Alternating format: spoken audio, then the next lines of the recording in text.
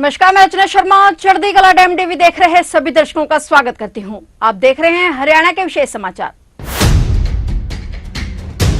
मुख्यमंत्री मनोहर लाल ने कहा कि मरीजों को तुरंत एम्बुलेंस सहायता उपलब्ध करवाने के लिए हरियाणा में ओला और उबर की तरह सिस्टम तैयार किया जाएगा। इसके लिए प्रदेश की सभी सरकारी और प्राइवेट एम्बुलेंस का एक पूल बनाया जाएगा और जरूरत पड़ने पर मरीज को नजदीकी एम्बुलेंस की सहायता उपलब्ध करवाई जाएगी। मुख्यमंत्री मनोहर लाल ने फरीदाबाद में जिला लोक संपर्क एवं कष्ट निवारण समिति की मासिक बैठक में पाली गांव में एम्बुलेंस और दवाओं की कमी से संबंधित एक शिकायत पर दिशा निर्देश देते हुए कहा कि मरीजों को तुरंत एम्बुलेंस सहायता उपलब्ध करवाने के लिए हरियाणा में ओला और उबर की तरह सिस्टम तैयार किया जाएगा। बैठक में 13 मामले रखे गए, जिनमें से 10 का मौके पर ही निपटारा कर दिया गया। उन्होंने कहा कि प्रदेश में स्वास्थ्य सेवाओं को बेहतर करने के लिए प्रदेश सरकार लगातार काम कर रही है। वहीं बैठक में द फ्रंट सहकारी भवन निर्माण समिति से एक महिला द्वारा लोन के मामले में कार्रवाई न करने की शिकायत पर मुख्यमंत्री मनोहर लाल ने सहकारी समितियां विभाग के डिप्टी रजिस्ट्रार यशपाल और डीलिंग क्लर्क जसबीर को तुरंत सस्पेंड करने के निर्देश भी दिए। इस मामले में मुख्यमंत्री ने पिछली कमेटी मीटिंग में की गई कार्रवाई करने के निर्देश दिए थे और लेकिन पूरे मामले में ढील बरती गई। बैठक के दौरान मुख्यमंत्री ने फरीदाबाद जिले के लोगों को एक बड़ा तोहफा भी दिया। उन्होंने सराय ख्वाजा आर्य नगर के राजकीय स्कूल की जर्जर हालत और बच्चों की संख्या 6000 से अधिक को देखते हुए स्कूल का नया भवन दोबारा तैयार करने और साथ लगती 1.66 एकड़ जमीन स्कूल को देने की घोषणा की। इसके लिए उन्होंने वर्ष 2001 में जमीन पर की गई शॉपिंग कॉम्प्लेक्स की प्लानिंग को भी रद्द करने के निर्देश दिए। नगर निगम में शामिल गाँवों में हाउस टैक्स के नोटिस भेजने के मामले में मुख्यमंत्री ने कहा कि इन गाँवों को शामिल होने के 5 साल तक हाउस टैक्स में छूट दी गई है। उन्होंने नगर निगम आयुक्त को निर्देश दिए कि वे इस छूट के लिए सॉफ्टवेयर में प्रावधान करें और ग्रामीणों को सूचना भेजकर बताएं कि ये हाउस टैक्स नहीं भरना है। बैठक के दौरान ओम एनक्लेव में एक जर्जर मकान की छत पर एक बगैर अनुमति के मोबाइल टावर लगाने और तीसरे टावर की तैयारी करने के मामले में कार्रवाई करने के निर्देश दिए गए। मुख्यमंत्री ने कहा कि इस मामले में मकान मालिक और मोबाइल कंपनी के खिलाफ कानूनी कार्रवाई की जाएगी। उन्होंने तुरंत प्रभाव से 3 मोबाइल टावर हटाने के निर्देश भी दिए। बल्लभगढ़ में सेक्टरों के जल निकासी की समस्या पर सुनवाई करते हुए मुख्यमंत्री ने 3 महीने में NHAI द्वारा नई सीवर लाइन डालने और अब तक अस्थायी तौर पर पंप लगाकर पानी आगरा कैनाल में डालने के निर्देश दिए। कि वो सोसाइटी में अवैध निर्माण के मामले में उन्होंने कहा कि अभी ADC के नेतृत्व में कमेटी का गठन किया गया है। जिन लोगों को आपत्ति है वे दर्ज करवा सकते हैं। इसके साथ ही एक भैंस के इंश्योरेंस के पैसे को लेकर इंश्योरेंस न करने के मामले में इंश्योरेंस कंपनी को भरपाई करने के निर्देश दिए गए। मित्रों, जैसा आपको पता है कि इस जिले की ग्रीवेंसेस कमेटी के नाते से मैंने अपने पास ये चेयरमैन रखा हुआ है और आज संयोग से जो नई ग्रीवेंस कमेटी गठित हुई है उसकी आज पहली बैठक थी। तो सबसे पहले तो मैं उनको सबको बधाई भी दी है और दूसरी आपके माध्यम से पूरे फरीदाबाद वासियों को, खास करके NIT वासियों को बधाई देना चाहता हूँ कि NIT का शिलान्यास 17 अक्टूबर आज के दिन 1949 को हुआ था। तो आज एक प्रकार का क्या बोलते हैं 74 साल पहले और शिलान्यास हुआ।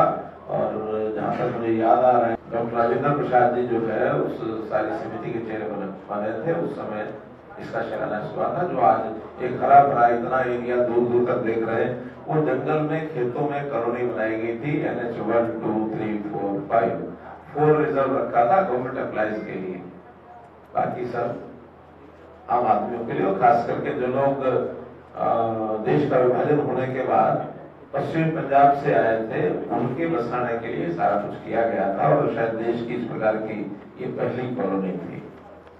आज की ग्रीवेंसेस कमेटी में कुल मिलाकर के 13 विषय रखे गए थे, जिसमें 4 विषय तो पहले के जो चलते हुए आ रहे थे उनके ऊपर चर्चा हुई और 9 नए थे। और इनमें से 3 विषय अगली कमेटी के लिए फिर से रखे गए हैं, क्योंकि कुछ टाइम लग जाता है। कई बार सेटिस्फेक्शन कंप्लेनेंट की भी नहीं होती है, तो हमें भी लगता है कि इस पर टाइम लगेगा। तो 3 विषय आगे के लिए रखे गए हैं और 10 विषयों का निर्णय ये सब किया गया है।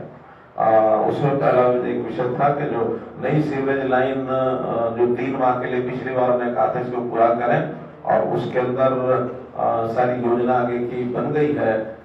कब उसका यानी मैन पावर जो है वो खड़े होंगे, कब उसकी सीवरेज लाइन बनेगी और वो सारे 3 महीने के टाइम पर हमारे एफएमडीए के जो देख रहे हैं यहाँ काम डीसी जी, उनकी देखरेख में नेशनल हाईवे ने भी और पावर डिपार्टमेंट ने भी और यहाँ का जो कॉर्पोरेशन भी, उन्होंने सबने मिलकर योजना उसकी बनाई है। और एचएफसी पहले वहाँ के जो पानी, खुला पानी है, उसको टेम्परेरी उसका पैसे 2 दिन के अंदर उसकी सारी व्यवस्था कर देंगे, ताकि आगरा कैनाल में उस पानी को जब तक परमानेंट व्यवस्था नहीं होती 3 महीने तक, तब तक उसको तोड़ डालेंगे। एक विषय हीरो सोसाइटी का जो पिछली बार भी आया था, उसका सर्वे एडीसी साहब ने किया था। उसके अंदर जो अवैध कब्जे हैं, क्योंकि वो लोग सुप्रीम कोर्ट में चले गए, फिर हाई कोर्ट में चले गए, लेकिन निर्णय यही हुआ कि जो अवैध है उसका उस निर्माण को हटाना है। उस निर्माण को हटाने के लिए आज से उन्होंने कार्रवाई शुरू कर दी है। 182 ऐसी बिल्डिंग्स हैं जिसकी एनक्रोचमेंट नहीं है, 60 या 65 ऐसी हैं जिनके एनक्रोचमेंट है। उस एनक्रोचमेंट को हटाना शुरू कर दिया गया है। इसी प्रकार नहरों तक, यानी जो 6 माइल टेल तक पानी नहीं पहुंचता था, उसमें डिपार्टमेंट ने, क्योंकि पानी के पीछे की कमी बताई है, जितना पानी उपलब्ध है उसमें नहर की रिपेयर और बाकी सब काम ठीक से हो जाए, इंफ्रास्ट्रक्चर वगैरह तैयार किया है। और अब 5-6 गांव ऐसे बचे हैं जिसमें भी पानी नहीं पहुंच पा रहा है। बाकी जो पानी है अब उसको 95,000-96,000 जो बुर्जी है वहां तक पानी पहुंचाने की व्यवस्था हमने की है। कोशिश की जाएगी कि इसको और आगे तक बढ़ाया जाए। उसके लिए कमेटी बनाई है कि उसमें क्या कुछ और किया जा सकता है। तो 5 लोगों की एसडीएम के नेतृत्व में कमेटी बनाती है, तो पानी आकर तक कैसे पहुंचाया जा सकता है। कोऑपरेटिव सोसाइटी का विषय था, वहाँ एक लापरवाही हमको देखने को मिली कोऑपरेटिव डिपार्टमेंट की। तो उसमें एक क्लर्क है यशवीर और एक डीआरसीएस है, उन दोनों का भी फॉर द टाइम सस्पेंड किया है, क्योंकि उनका जो काम करने का तरीका है वो बहुत ही ढीला नजर में आया। उन्होंने एफआईआर, हालांकि 2 सितंबर को मैंने कहा था एफआईआर कराओ, 13 तारीख को उसकी एफआईआर हुई है 10वें महीने में, 1 महीने के बाद। और बहाने इधर से उधर लगा रहे थे। अल्टीमेटली उन्होंने कहा इसका पूरा प्रोसेस भी बताया कि कहाँ ये चीजें गड़बड़ हुई है, मैसेज आगे क्यों नहीं पास हो होते। तब तक इन 2 लोगों को सस्पेंड किया है, उसकी सारी जानकारी वो देंगे, बाद में उसका निर्णय करेंगे। एक टावर लगाने की मकान के ऊपर, मकान मालिक में कमजोर मकान है, उसके ऊपर 2 टावर तो पहले लगवा लिए, एक परमिशन से था, एक बिना परमिशन के, और तीसरा टावर भी बिना परमिशन के वो लगवा रहे थे। अल्टीमेटली उसको उसके खिलाफ, मकान मालिक के खिलाफ भी और कंपनी जो है बिना परमिशन के लगा रहे हैं उनके खिलाफ भी कार्रवाई की जाएगी। उसका जो टावर एक बिल्कुल अभी लगा नहीं है, लगाने की प्रोसेस में है, उसको भी पीडब्ल्यूडी से मकान की जो ड्यूरेबिलिटी है उसका एक सर्टिफिकेट रहेंगे। और अगर मकान बहुत कमजोर है तो तुरंत अपने आप डिजास्टर के अंतर्गत एक पावर होती है, उसका हटा देंगे, टावर साइड में रखेंगे, केस प्रॉपर्टी बनाएंगे, और बाकी भी कार्रवाई के बाद जो फैसला करेंगे उस हिसाब से वो टावर, एक टावर परमिशन का है, मकान बिल्डिंग ठीक है तो एक रहेगा, बाकी नहीं रहेंगे। कंपनी के खिलाफ एफआईआर कराएंगे। जवाहर कॉलोनी में पीने के पानी की समस्या थी, उसमें 700 मीटर में से डिपार्टमेंट ने कहा पूरा कर दिया, लेकिन कंप्लेनेंट ने कहा कि उसमें 100-125 मीटर अभी नहीं हुआ है। उसका हमारे जो ऐसी की ड्यूटी लगा दी है, वो जाके उसको देखेंगे। एनएचएआई का एक राष्ट्रीय राजमार्ग वाईएमसी के सामने पोल को शिफ्ट करने का विषय है, वो कल उसकी परमिशन दे देंगे। कई समय से 2 डिपार्टमेंट की उलझन में एनएचएआई और हमारा पावर डिपार्टमेंट उलझा हुआ था, तो उसका निर्णय किया कि वो कल परमिशन दे देंगे ताकि कंट्रैक्ट उस पोल को हटा दें। बाकी डिपार्टमेंट अपना लेने देने का मामला बाद में सॉल्व करते रहेंगे। सेक्टर 77 का जमीन जो है वो पोजीशन में नहीं ली थी और प्लॉट अलॉट कर दिए थे। कब्जा तो स्वाभाविक है, जब जमीनी कब्जा नहीं लिया गया तो प्लॉट कैसे वो करेंगे। तो जमीन जो है कल उसका वो कब्जा ले लेगा डिपार्टमेंट 77 में, और वो यानी जो जमीन के मालिक हैं वो जमीन को छोड़ने के लिए कोर्ट में गए हैं, कोई स्टे है नहीं, तो अल्टीमेटली मकानों का कब्जा लेकर के और उनको अलॉटमेंट कर दिया जाए। उस नाते से ये निर्णय भी उनको दे दिया है। हरियाणा रोडवेज का एक कर्मचारी, उसकी रिटायरमेंट का विषय और उसके भत्ते जो है वो डिपार्टमेंट ने दिए नहीं थे, कोर्ट ने फैसला भी कर दिया, उनका कोई क्रिमिनल केस था, फैसला हो गया है।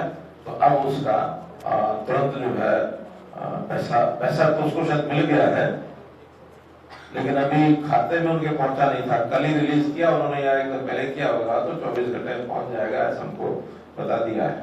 एक शिकायत थी पीएचसी में दवाइयाँ कम थी, जनरल टाइप की नेचर की समस्या थी, लेकिन सीएमओ साहब ने बताया कि काफी दवाइयाँ पहुंची हैं, कुछ दवाइयाँ नहीं है तो उसके समय पहुंच जाएंगी। एक बहस के बीमे का विषय था। कंपनी को बीमे का जो प्रीमियम है वो कंपनी का एजेंट है उसको दे दिया गया, लेकिन कंपनी ने आगे बीमा नहीं किया। इस बीच में भैंस की डेथ हो गई और भैंस की डेथ होने के कुछ दिन बाद कंपनी ने बीमा किया। अब एक बड़ी लापरवाही ये कंपनी के पार्ट पर हमको दिखती है, क्योंकि पैसा पहले दे दिया है तो भी उनको निर्देश दिया कि 7 दिन में या तो भैंस का पैसा वो देने के लिए राजी हो जाए, और नहीं देंगे तो फिर उनके खिलाफ कार्रवाई, डिप्टी कमिश्नर साहब को कह दिया इनके खिलाफ कार्रवाई कराएंगे। और बल्लभगढ़ में भी एक अवैध प्लॉटिंग का मामला ये सामने आया। उस अवैध कॉलोनी को तोड़ने की और जो कॉलोनाइजर के खिलाफ कार्रवाई करने की बात कही है, क्योंकि उन्होंने किसी को आगे प्लॉट भी बेच दिए, यानी अपने प्लॉट काट दिए, दूसरे को प्लॉट बेच दिए, उनका पैसा ही वापस किया नहीं है, तो उसके खिलाफ कार्रवाई की जाए। ऐसे ही सराय ख्वाजा, आर्य नगर कहना चाहिए रदर, कंप्लेंट में तो सराय ख्वाजा ही है, लेकिन मुझे ध्यान में है कि जब मैं सराय ख्वाजा जाता था तो मैंने कहा था कि इसका नाम जरा ठीक ठाक रख दो, आर्य नगर रखा गया था। बहुत बड़ा घुमाऊ है, वहाँ का जो स्कूल पुराना स्कूल है चलता आ रहा है, 2-3 मंजिल है, लेकिन जितनी बड़ी संख्या विद्यार्थियों की भविष्य के हैरान हो गया कि 6000 के आसपास बच्चे उसमें पढ़ते हैं और अध्यापक भी 100 से ऊपर है।